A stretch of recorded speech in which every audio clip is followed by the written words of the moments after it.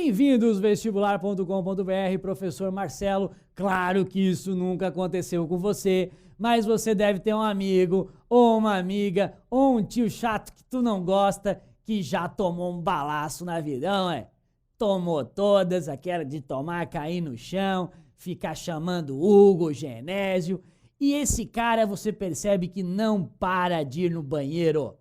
Simplesmente deu uma súbita vontade de urinar. Por que quando a gente bebe muito álcool, a gente tem uma incontinência urinária, digamos assim, um aumento do volume urinário? Quer saber a resposta? Segura na bagaça, que depois da vinheta tem Sistema Hormonal 2 pra você.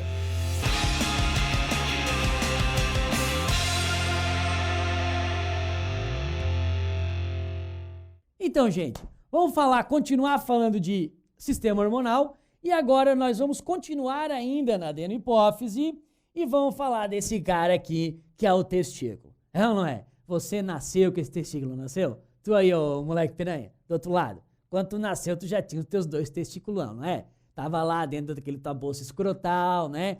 Aquela coisa que a gente guarda com todo amor e carinho, né? Só que não servia pra muita coisa não, né? Você percebe que durante a infância o testículo só serve pra doer.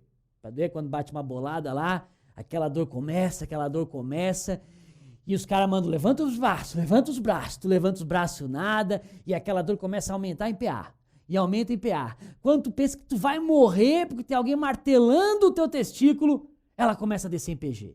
Ela começa a dizer, não, troquei tudo. Ela sobe em PG, e ela começa a descer em PA, desce em PA, e tu quer a morte nesse momento. Né? Tu tem a morte, aí passa aquela tua tia desgraçada, quando casar Sara, aí tu pensa, meu Deus, não tem dor pior no mundo, e por que eu tenho esse negócio do lado de fora, se ele só serve pra doer, né? Mas tu vai perceber que eles, aliás, são dois, quando tu chegar na adolescência, eles vão produzir uns bichinhos bonitinhos, os spits, né? Os espermatozoides, e vão produzir também um hormônio, que vai começar então a modificar o teu corpo. Vai deixar a tua voz mais grossa, vai deixar a tua musculatura maior. Então, como que isso acontece?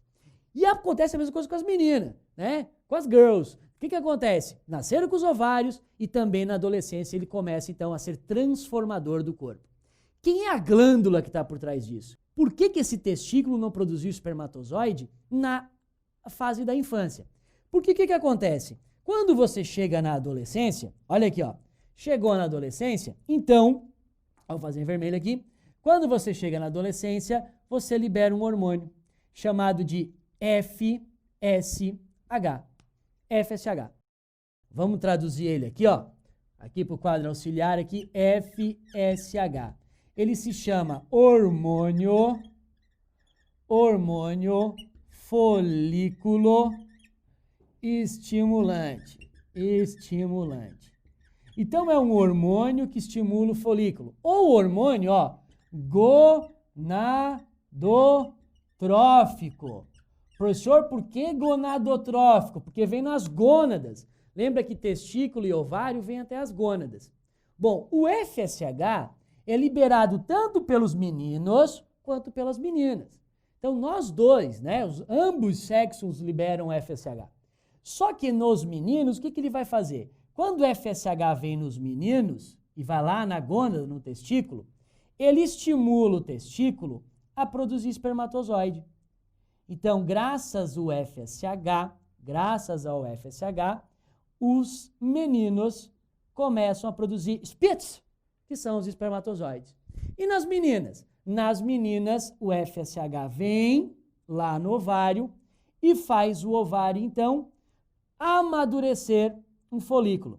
Então, amadurecimento do folículo. Que vocês vão ver na videoaula de ciclo menstrual, que ele vai começar a amadurecer um ovócito, né, secundário, então, para ser liberado, tá? Ao mesmo tempo que amadurece o folículo amadurecendo, ele produz estrógeno. Então, de maneira indireta, a gente pode dizer que o FSH também acaba estimulando a produção de estrógeno. Tranquilinho? Muito bem. Não satisfeito com este hormônio, o A adeno-hipófise libera, então, um segundo hormônio, chamado de LH, tá? O que é o LH? LH também é um gonadotrófico, né? Só que é um hormônio, então, que nós chamamos de hormônio luteinizante. Luteinizante, ok? O que o LH faz? Com os menininhos, com os meninos, o LH vem aqui no testículo, estimula o testículo a produzir testosterona. Testosterona, ó, testosterona, ok? O LH vem nas meninas, lá no ovário, e estimula, então, a ovulação, né? A liberação, então, do ovócito secundário, ovulação, tranquilo? Então, você estimula a ovulação, fica aqui um restante do folículo, que é o corpo lúteo. Então, de maneira indireta, a gente até pode dizer que também a partir desse momento, você começa a aumentar a produção de progesterona, ok? Mas você percebe, então, que estes hormônios, vamos fazer isso aqui em azul para não complicar. Estes hormônios aqui, ó, estes dois hormônios, eu tenho em ambos os sexos, eles vão em ambas as gônadas, claro, com funções diferentes, porque estou tratando de sexos diferentes. Belezinha? Isto aqui, que é da parte feminina, vai estar mais detalhado numa próxima videoaula. Tranquilinho? Bom, outro hormônio que sai da adeno-hipófise, professor, todos saem da adeno-hipófise? Bastante, tá? Este outro hormônio que sai da adeno-hipófise é o ACTH. Cara, ACTH, olha aqui comigo, ó. ACTH é hormônio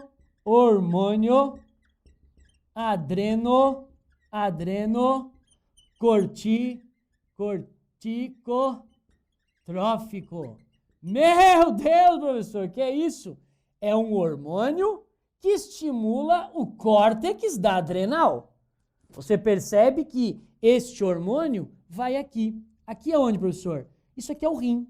Em cima de cada rim, nós temos uma glândula, um chapeuzinho. Esse chapeuzinho é chamado de suprarrenal ou adrenal, ok? A suprarrenal ou adrenal, que é esse chapeuzinho aqui, ó, ela tem duas partezinhas. A parte da casca, a gente chama de córtex. E a parte do meio, a gente chama de medula. Este hormônio estimula a casca, o córtex. Por isso que é um hormônio de adrenal, cortico de córtex. E ele estimula o córtex a produzir o quê, professor?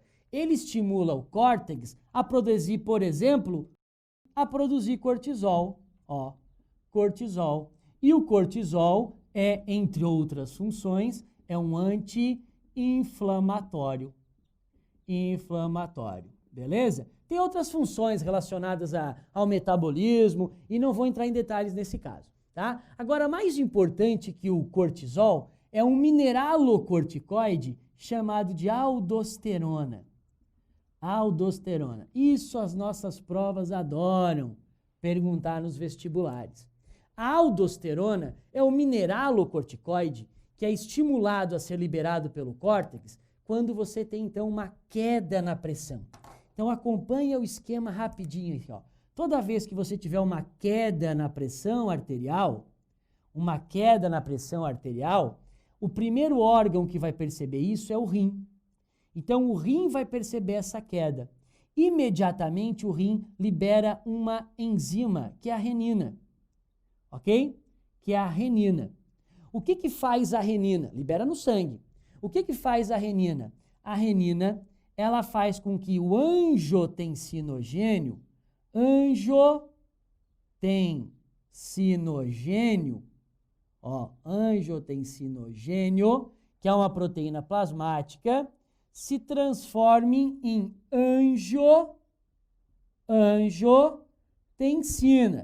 angiotensina.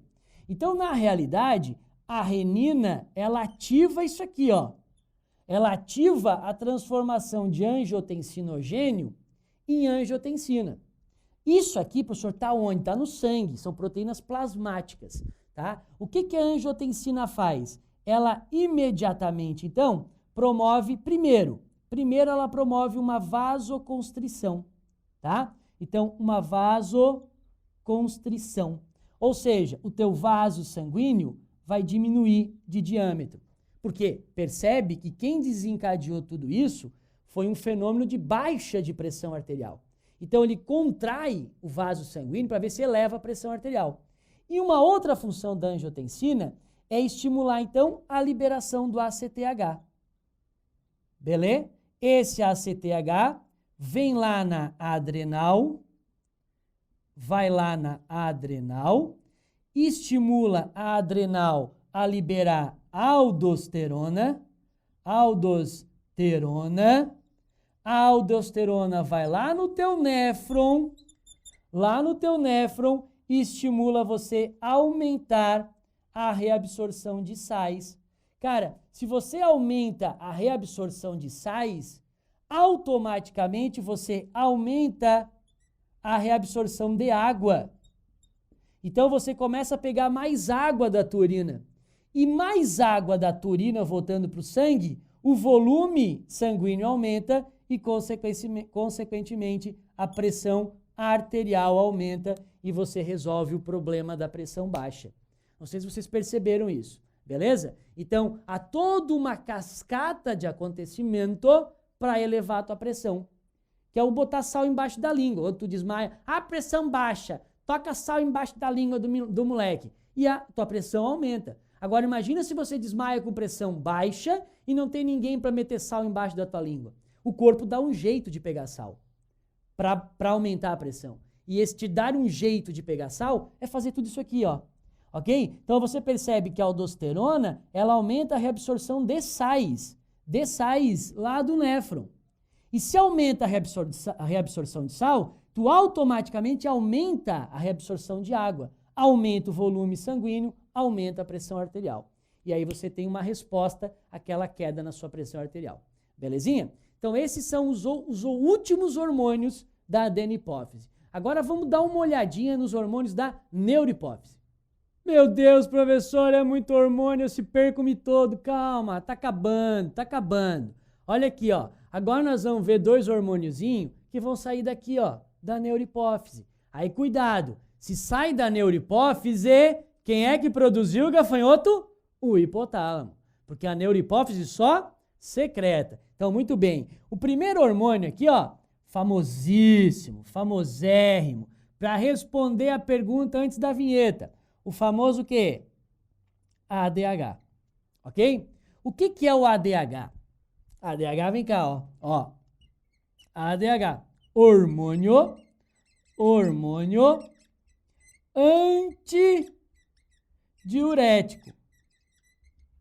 Hormônio antidiurético. Beleza? Então é um hormônio que vai diminuir a eliminação de água pela tua urina. Onde é que ele vai? Lembra do néfron? Lembra do néfron, aquela cobra gigantesca que fica dentro do rim? Então, o néfron está aqui. Túbulo cápsula de Bowman, túbulo contorcido proximal, alça descendente, alça ascendente, túbulo distal e ducto coletor. Pois o ADH, ele modifica a permeabilidade da membrana exatamente aqui, ó. Exatamente aqui, né? Claro, ele pode agir também aqui, ó, na alça descendente, mas basicamente ele vai modificar a permeabilidade da membrana aonde, senhores? No túbulo contorcido distal e no ducto coletor. E desta maneira, você vai aumentar a reabsorção de água, ok? Aumenta a reabsorção de água. Isso quer dizer que você tira a água da urina. Então, cuida! Se você tira a água da urina, o ADH faz você concentrar a urina. Você concentra a urina, ok? Até porque você está tirando o solvente dela. Belezinha? Então, o ADH concentra a urina. Então, professor, e o álcool? O álcool é uma substância que inibe a produção de ADH, ok? Então, ele inibe essa produção de ADH. Qual a consequência disso? Você não liberando ADH, você não aumenta a reabsorção de água, consequentemente, você perde mais água na urina. Por isso, tu vai no banheiro, a tua urina, depois de um balaço, é bem clarinha. Então, você acaba desidratando. Você perde muita urina. E aí explica todo aquele sintoma de dor de cabeça do capeta pós-pós. Eu nunca tive, né? Na verdade, eu nunca tive um pós. Eu estou falando o que está na literatura. Isso está escrito na literatura que dá dor de cabeça, né? E está lá, dor de cabeça do capeta, né? Então, porque você está desidratado. E quando você está desidratado, o primeiro cara que reclama, só que reclama é o professor idiota. O primeiro cara que reclama é o encéfalo. Então ele reclama com o quê? Com dor, bicho. Então tu vai ter aquela puta daquela ressaca porque você perdeu muita água, porque você não usou o ADH corretamente. Belezinha? E um outro hormônio que sai daqui, ó, é a ocitocina. Ocitocina, tá? Em algumas literaturas, ocitocina, né? Pode estar com X também. A ocitocina, eu sempre brinco assim, a ocitocina é o hormônio da expulsão. Como assim da expulsão? Pô, ele vem lá na mama, glândula mamária, e manda a glândula mamária contrair. Professor, contração na glândula mamária? É. Por que a glândula mamária vai contrair? Para expulsar o leite. Ó, para expulsão do leite materno. Você tem que entender que uma criança, quando nasce, cara, ela não sabe mamar. Então, mamar é uma coisa, articular a mandíbula para sugar o leite é difícil, cara. Não é fácil não, mamar não é fácil não, meu amigo. Tá pensando que é moleza? Não é. Tanto é que uma criança sendo amamentada, ela transpira. Ela faz um enorme esforço e isso só é possível porque a ocitocina estimula microcontrações da mama e dessa maneira o leite é expulso com maior facilidade. E percebe que essa ocitocina também vai lá no miométrio, lá no útero. E lá no útero, ela estimula o quê? Lá no útero, ela vai estimular o quê? Contração. Tá, professor? Contração do útero. Ah, por isso que dá cólica. Não. Essa contração é no momento do parto. Então, ela estimula a contração do útero para expulsar o bebê. Nossa, professor, acabasse com a maternidade agora, né? Não, o bebê está aqui e tem que sair por um canal. Para que isso ocorra, o útero tem que começar a contrair para empurrar o bebê para que ele passe pelo canal vaginal. Então, há uma série de contrações no útero para a expulsão do bebê, para facilitar o nascimento pelo parto normal. Beleza? Então, estes dois hormônios estão associados à neurohipófise e é o hormônio da reabsorção de água e o hormônio da expulsão. Isso aqui também tem a ver com a libido, mas isso é uma outra videoaula. Beleza? Espero que eu tenha sido útil. Foi um prazer revê-los. Um beijo na alma. Fui!